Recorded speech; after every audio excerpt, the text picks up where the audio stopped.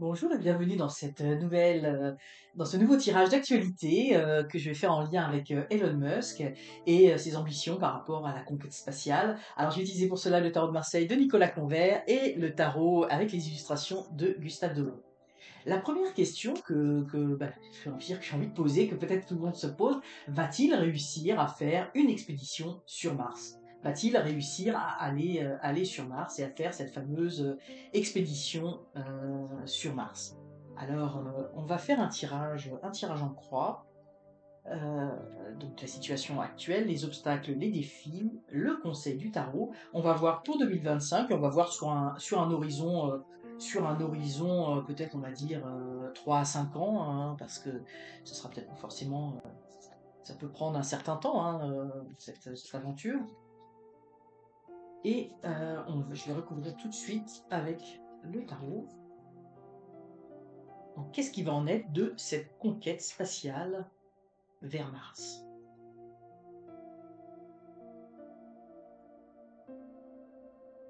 Je sens que l'espace, hein, c'est quelque chose qui est très important pour lui. Euh, il y a quelque chose euh, pour moi, j'ai envie de dire, c'est vraiment le- l'ambition de sa vie, hein. C'est comme ça que j'ai envie de le dire, hein. Alors,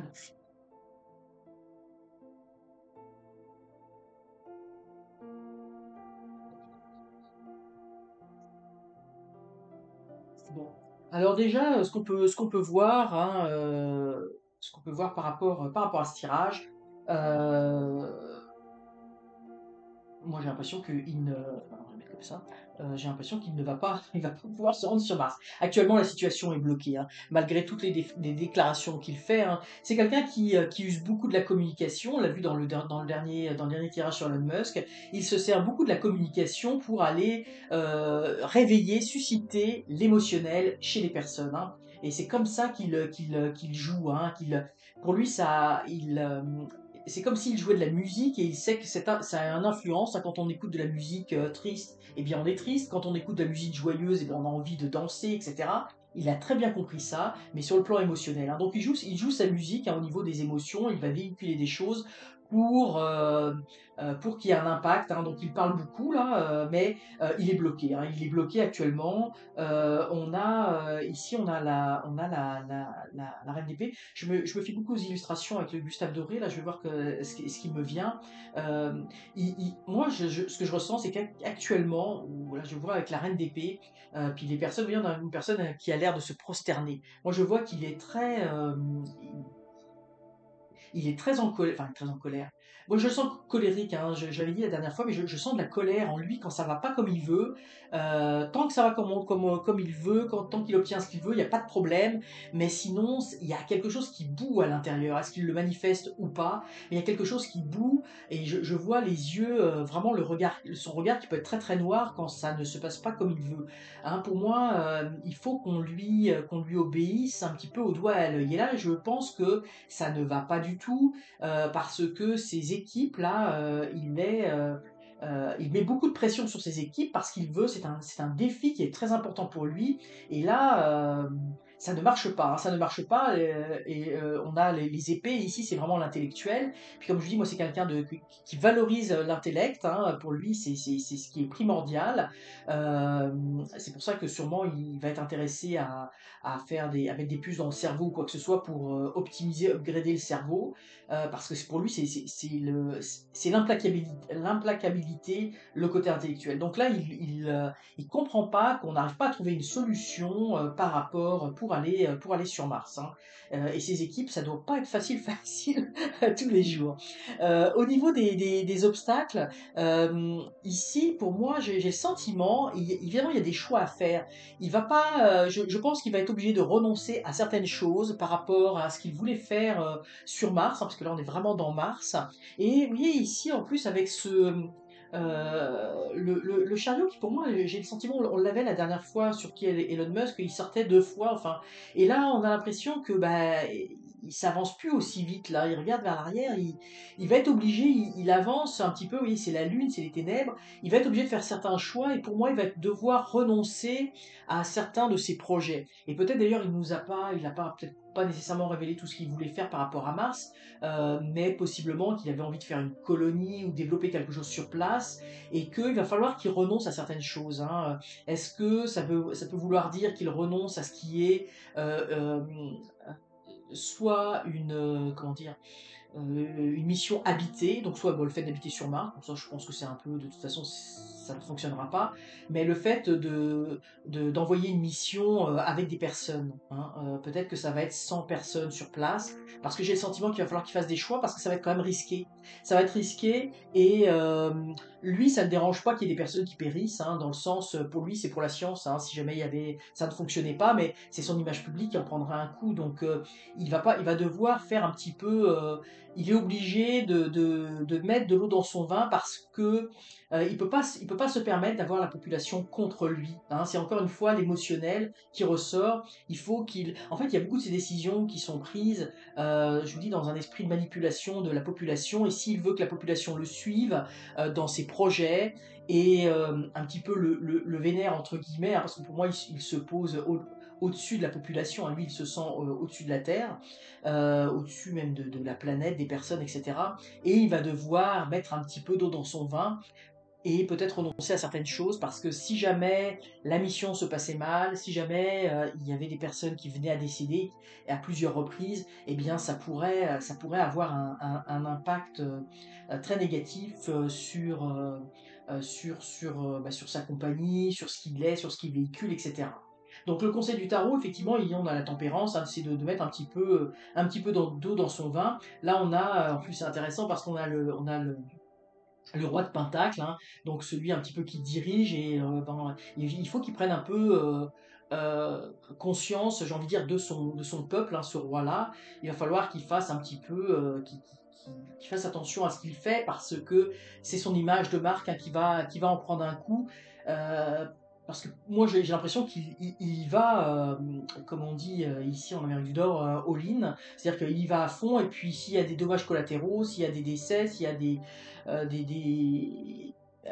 fusées, des capsules qui explosent ou quoi que ce soit, ou si on n'arrive pas à ramener sur Terre les personnes, lui, ça lui importe peu, hein, parce que c'est au nom de la science, hein, c'est le sacrifice au nom de la science. Mais là, on lui dit qu'il va falloir qu'il modère un petit peu tout ça. Lui, la seule chose, ça l'arrêtera si ça a un impact négatif par rapport à lui. On a ici la Lune, donc au moins en 2025, il n'ira pas au milieu, il ira sur la Lune, hein, on a la Lune. Bon, je fais un peu d'humour, hein, mais c'est pas en 2025 là, qu'il va aller sur Mars. Euh, on a ici, alors il regarde un petit peu là, mais c'est un petit peu la bataille. Il y a l'eau, le cheval peut pas avancer. Il y a des obstacles, hein, ça ne fonctionne pas. Donc pour moi, pour 2025, il ira pas. Des années plus tard, là, on voit que c'est le diable, il est enchaîné. Je pense qu'il y a des choses qui fonctionnera pas comme il veut. Il va y avoir beaucoup d'obstacles, hein. On le voit ici avec ces espèces d'animaux, hein, entre des chauves-souris, méduses, avec des espèces de queues. Là, puis là, on voit ici la bataille en arrière. J'ai l'impression que il va y avoir beaucoup d'obstacles. Et pour moi, ici, c'est la tour de Babel, hein. Il ne veut pas aller sur Mars pour des bonnes raisons, hein. Là, il domine au-dessus de sa tour, et puis là, on voit sa tour s'écroule, hein. J'ai l'impression que cette histoire de Mars, ça va pas fonctionner. Il va y avoir beaucoup d'obstacles, hein. Il va être enchaîné. Il y a des choses qu'il va vouloir faire qu'il ne pourra pas faire. Je pense que la technologie, on n'a pas encore la technologie suffisante pour le faire. Euh, Lui, il pense qu'il veut envoyer coûte que coûte des personnes dans l'espace. Il veut en faire des missions coûte que coûte. Et au détriment même j'ai envie de dire, de la sécurité, hein. C'est vraiment ce que je ressens. Je vois pas que ça va être un grand succès, ça va pas être un succès du tout. Alors on verra, l'avenir nous le dira, mais ça va pas être un succès. En tout cas, il y aura pas d'habitation. Pour moi, c'est un peu la tour de Babel, hein. C'est un petit peu comme si c'était la course, comme ça l'a été pour la Lune, entre les États-Unis et puis la Russie à une certaine époque, hein. C'était qui allait le premier aller mettre le pied sur la Lune. Et là, lui, il veut être le premier qui va faire. Il veut marquer la conquête spatiale, hein. Il a un idéal, mais bon, qu'il n'arrivera pas à atteindre par rapport à ce qu'il voulait faire sur Mars, hein. On voit qu'il va y avoir beaucoup d'obstacles. Et moi, je sens également, par rapport à ici, je sens également il va non seulement être arrêté dans le plan physique, mais je pense que au niveau, alors moi c'est sûr, pour moi c'est une évidence, hein, qu'il y a une vie en dehors de notre Terre, hein, dans le système, dans notre système solaire et même sûrement au-delà du système solaire. Et pour moi, il va se faire arrêter de toute façon par d'autres, peut-être sûrement d'autres civilisations qui ne sont pas de notre Terre. Mais en tout cas, il va rencontrer des obstacles et je pense il va déchanter, hein. Il va déchanter parce que il va se trouver confronté à des forces qui sont supérieures à lui, qui vont le dépasser.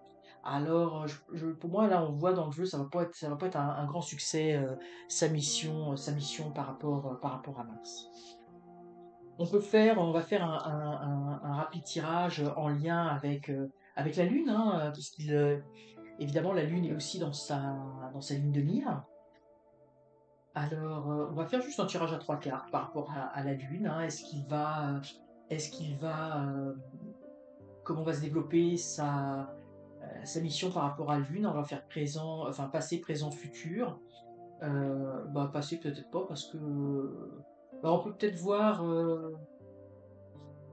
Oui, on va faire un tirage à trois cartes, mais on va faire simple. Bon, on va faire passer parce que je- j'ai une idée en tête là. Donc on va faire donc pour la Lune, qu'est-ce qui va se passer? Donc pour le passé, le présent, actuellement, qu'est-ce qui se passe? Et le futur. Et on va recouvrir tout de suite. Parce qu'effectivement, pour moi, la Lune, hein, ça n'a pas été un grand succès de toute façon par rapport à même par rapport à tout ce qu'on nous a dit, par rapport aux missions lunaires. C'est pour ça que c'est intéressant de faire le passé. Donc qu'est-ce qu'il peut en être Elon Musk avec euh, la Lune? Bon, ça n'a pas, c'était pas bon. Alors, bon, c'est déjà un peu mieux que par rapport à Mars, mais là, on voit qu'effectivement, pour moi, il y a bah, bon, pour moi, il y a eu plein de choses fausses qui ont été racontées par rapport à la Lune. Là, on voit que c'est la mort. Puis, vous voyez, c'est intéressant parce que c'est la mort, ce personnage qui est comme sur une sphère, là, qui on a l'impression que c'est sur une sphère lunaire. Ça n'a pas fonctionné, hein, tout ce qu'on voulait faire par rapport à la Lune et même les missions d'aller sur la Lune, etc. Peu importe les raisons, on n'est pas là pour développer ça dans ce tirage aujourd'hui, parce qu'on veut juste voir comment ça va se passer pour Elon Musk. Mais pour moi, ça ne fonctionne pas. La justice a tranché, le coup près est tombé.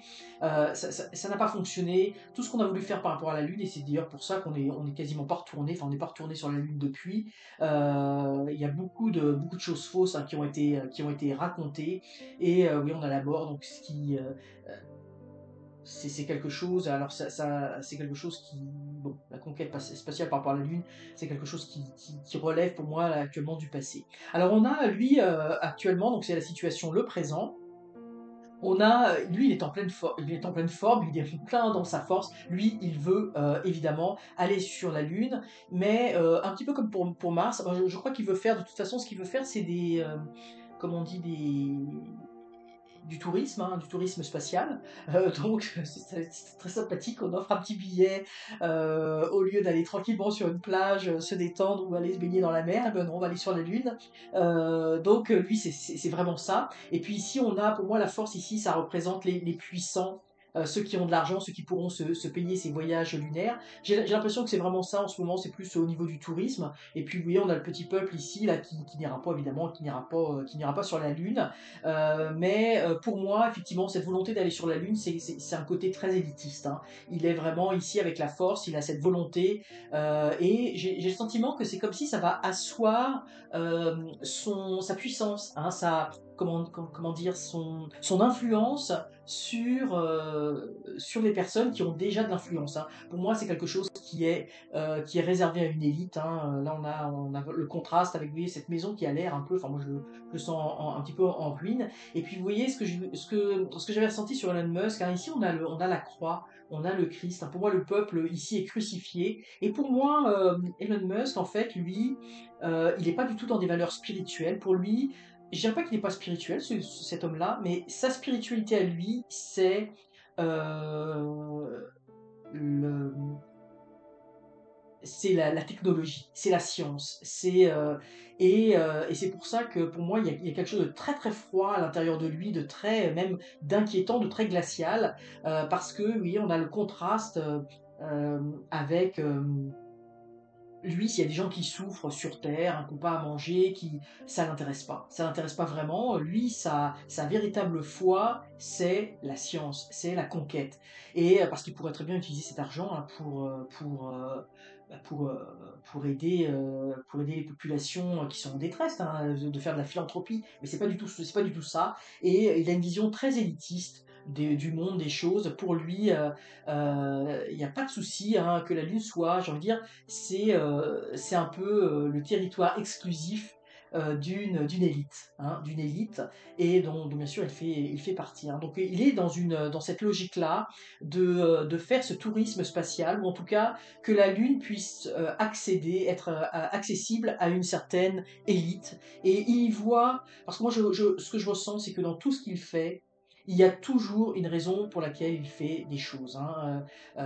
C'est pas pour faire plaisir à ses amis là qui va nécessairement faire des missions sur la Lune, mais c'est pour montrer que lui est supérieur, il est capable d'aller au-delà de la Terre, et il va réserver cela à une élite, à cette élite extrêmement puissante, qui va avoir accès à la technologie, qui va avoir accès peut-être si on parle, puisqu'on on parlait de, le mot ne vient pas là, de l'homme amélioré là, du transhumanisme, voilà, lui il est à fond là-dedans, hein. Moi c'est ce que je ressens, et c'est pour ça qu'il veut développer, parce il y a cette supériorité qu'il veut obtenir, hein. Et dans le futur, alors dans le futur, alors il se voit lui aussi, je l'avais dit dans l'autre vidéo, il se voit comme un défricheur. Moi c'est vraiment le mot qu'on m'a envoyé, il est là pour défricher. Il se voit comme un pionnier, mais c'est même plus qu'un pionnier, hein. C'est pas juste de poser les pieds sur une terre, c'est vraiment de déchiffrer, déchiffrer, de défricher, je vais y arriver, c'est-à-dire de faire table rase et de construire quelque chose sur cette nouveauté là où il n'y a rien, et de construire quelque chose. Alors il y va, il ne sait pas trop ce que ça va donner, hein, faut dire ça comme ça. Et vous voyez, on voit ici, hein, pour moi, on avait vu, hein, la tour de Babel, hein, et il a un ego assez surdimensionné, où il se place vraiment en hauteur, hein, par rapport aux autres, hein. Là, on voit des personnages qui sont déjà en hauteur dans une tour, mais lui, il va au-dessus des autres. Moi, je pense que c'est son orgueil qui va le faire chuter, le faire tomber, hein. C'est vraiment le sentiment que j'ai. Le mat, hein, on le voit dans le rider, c'est le fou, hein, il est au bord d'un précipice, hein. Il faut faire très attention parce qu'il suffit qu'on le pousse très légèrement pour qu'il tombe. Et son ambition démesurée pourrait se retourner contre lui. Là, c'est ce que je ressens. Je l'avais pas ressenti nécessairement avant, ça sera pas pour tout de suite, mais c'est vraiment ce que je ressens là. C'est inattendu parce qu'on a l'impression il sera inarrêtable cet homme-là, mais non, il pourrait tomber sous son propre poids. Mais en tout cas, pour le futur, il va défricher quelque chose, il va tenter quelque chose. On ne voit pas dans un avenir proche, il faudrait faire peut-être tirer d'autres cartes, mais je pense qu'on va s'arrêter là pour aujourd'hui. Mais ça va pas être un franc succès tout de suite, hein, je veux dire, dans le sens, ces missions touristiques, parce que c'est vraiment ce que je ressens par rapport à la Lune, ce qu'il veut faire.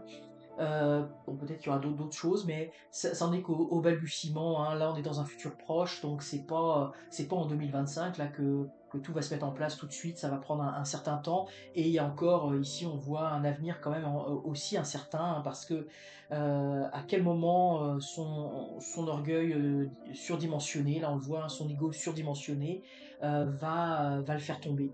C'est pas encore le cas, et c'est drôle, hein, je ressens vraiment, pour moi, son aspect colérique, sa colère va le perdre, hein, également, sûrement. À un moment donné, s'il fait pas attention, je sais que pour moi, il y a une grosse manipulation avec les émotions par rapport aux personnes, mais jusqu'à quel moment ça va fonctionner, ça sera à voir, hein. Ça va faire l'objet en 2025, plus tard, sur d'autres tirages en lien avec Elon Musk.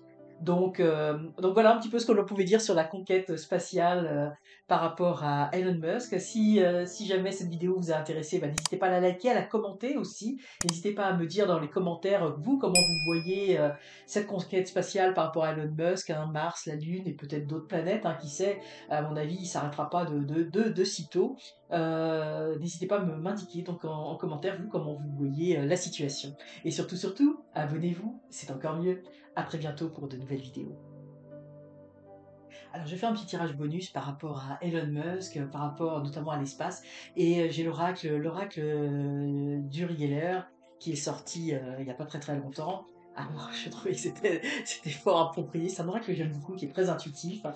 Et j'ai envie de tirer juste une carte qui décrirait Elon Musk et ce qu'il veut faire, enfin, qui le décrirait lui.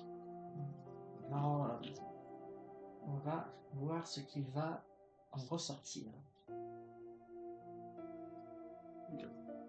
Alors, j'ai bien hâte de découvrir la carte. Oh là là, nous avons la galaxie, Whirlpool, la galaxie.